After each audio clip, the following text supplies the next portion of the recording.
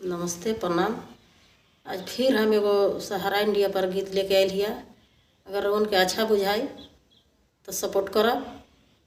बहुत दुख भरी वाला लेके आयल ही। अब कोई हाल से सहारा इंडिया वाला पैसा निकाले के कोशिश करब। सब कोई के प्रणाम। आइल रहे भारत में सहारा एक कंपनी हो। आइल रहे भारत में सहारा एक कंपनी हो।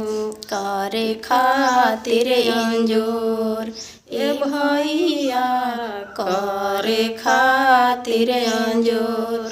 लोभवा में फांसा के चल गइल करी के अनहार। ए भैया, करी के अनहार। बेटा बेटी के पढ़ाई खातिर जमा धनवा कइले रही, जमा धनवा कइले रही।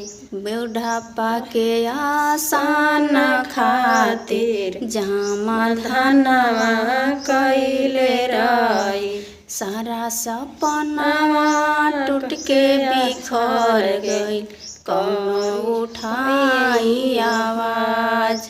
ए भैया, कौनो उठाई आवाज। गरीबन के आंसुअन पर करी विचार, कौनो उठाई आवाज।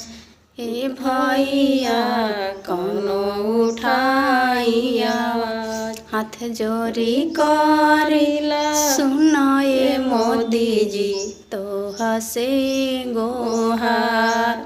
ए भैया, तोह से गोहार। बड़ी उम्मीद से बनवल रही तोह के सरकार। ए भैया, तोह के सरकार। अब माता चुप बैठी करे ना उपाय। ए भैया, करी ना उपाय। सहारा के पैसा दिलावे खातिर करे न कौनो उपाय।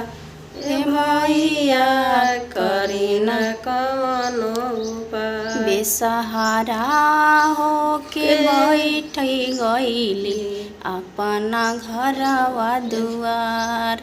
ए भैया, घरवा भइल